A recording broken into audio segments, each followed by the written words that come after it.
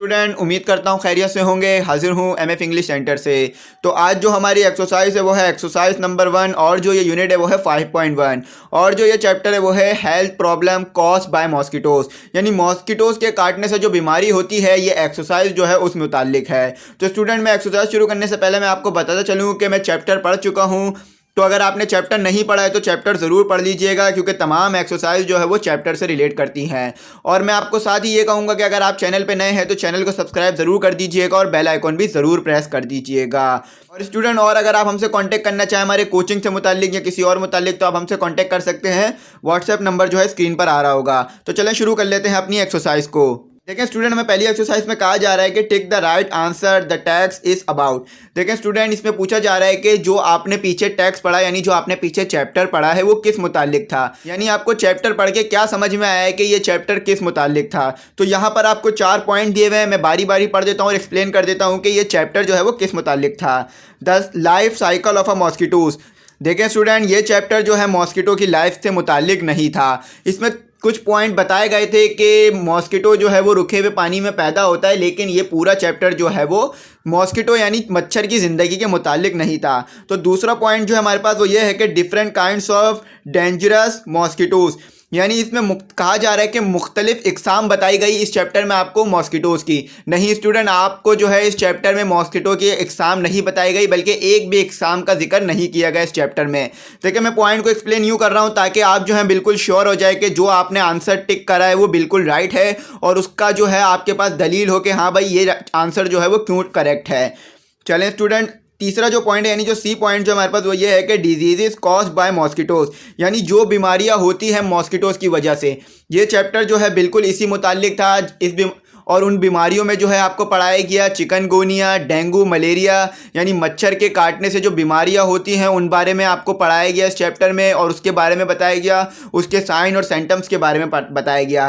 तो ये चैप्टर जो था वो पूरा इस मुताल्लिक था कि मच्छर के काटने से क्या क्या बीमारियां होती हैं और साथ ही साथ आपको इस चैप्टर में ये भी बताया गया था कि आप जो है किस तरह से इन बीमारियों से बच सकते हैं, इनके क्या सिम्टम्स हैं और क्या इनकी वजूहात होती हैं जिस वजह से बीमारियां होती हैं।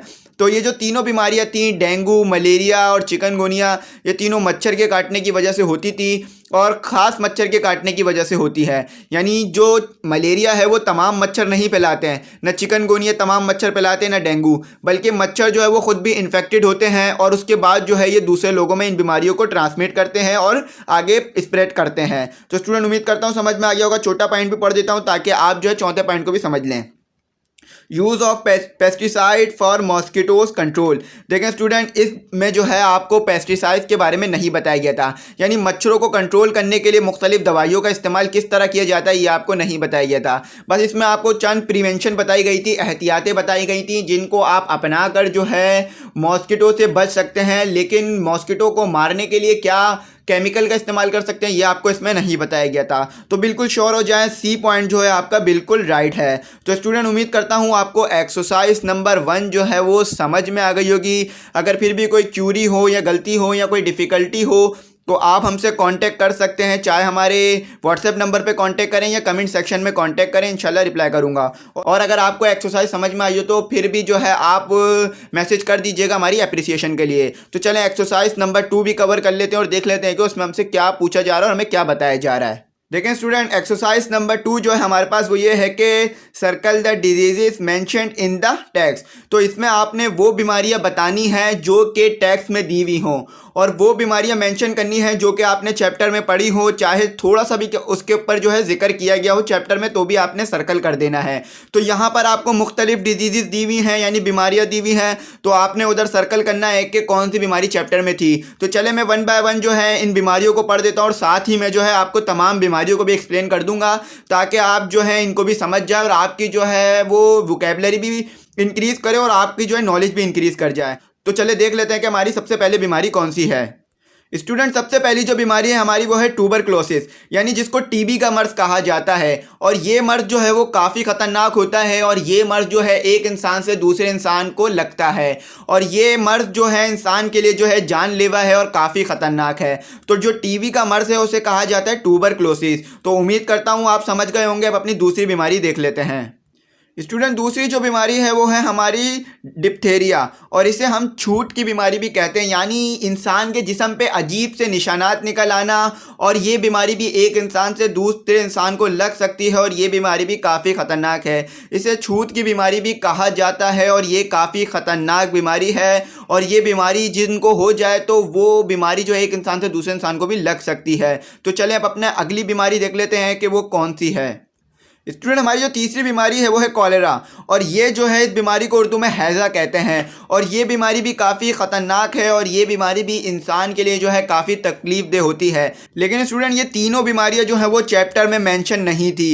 स्टूडेंट हमारी जो अगली बीमारी है वो है येलो फीवर, और ये बीमारी भी जो है वो हमें चैप्टर में मेंशन नहीं की गई थी।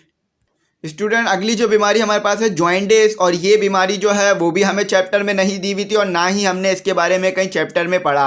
और अगली बीमारी जो हमारे पास वो है मलेरिया। तो स्टूडेंट इस बीमारी पे तो आप देख रहे होंगे सर्कल हुआ हुआ है, और ये बीमारी जो है हमें चैप्टर में दी हुई थी। और ये बीमारी जो है वो मच्छर के काटने की वजह से एक इंसान से दूसरे इंसान को लग सकती है, या अगर किसी इंसान को ये बीमारी मौजूद है और मच्छर उसे काट ले तो दूसरे इंसान को ये बीमारी मच्छर लगा सकता है। ये बीमारी जो है वो चैप्टर में मौजूद, इसलिए इसे हमने सर्कल कर दिया है। तो चलें अब अपनी अगली बीमारी को देख लेते हैं। स्टूडेंट अगली जो बीमारी है वो है हमारी टॉन्सिलिटाइटिस, और ये बीमारी जो है वो गलों से मुताल्लिक है। यानी अगर ये बीमारी किसी को हो जाती है तो उसको गलों में बहुत ज़्यादा दर्द होता है, और जो गलों में जो उसके गले में जो मौजूद होती है जगह वो थोड़ी बढ़ जाती है और उसे काफ़ी तकलीफ होती है। अगर वो थूक को अंदर वापस लेने की कोशिश करता है तो उसे बहुत ज़्यादा तकलीफ महसूस होती है और गले में जो है बहुत ज़्यादा दर्द रहता है। स्टूडेंट अगली जो बीमारी है हमारी वो है चिकनगुनिया।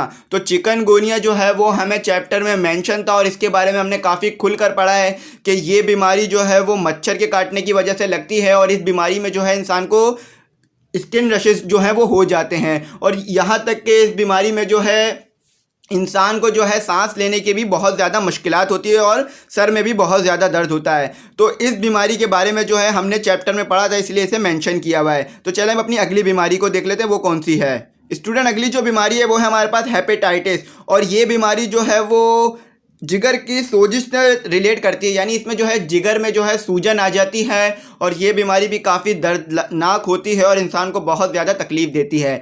स्टूडेंट अगली जो बीमारी है वो है हमारे पास डेंगू, और ये बीमारी जो है वो मच्छर के काटने से लगती है, और इस बीमारी में जो है इंसान की नाक से खून भी आ जाता है कभी कभार, और ये बीमारी जो है वो मच्छर के काटने की वजह से फैलती है। और इस बीमारी के बारे में हमने चैप्टर में पढ़ा है, इसके साइन और सिम्टम और कॉजेस भी जो है हमने चैप्टर में पढ़े थे। और अगली बीमारी जो हमारे पास वो है इन्फ्लुएंजा, तो ये बीमारी भी जो है हमें चैप्टर में नहीं दी हुई थी।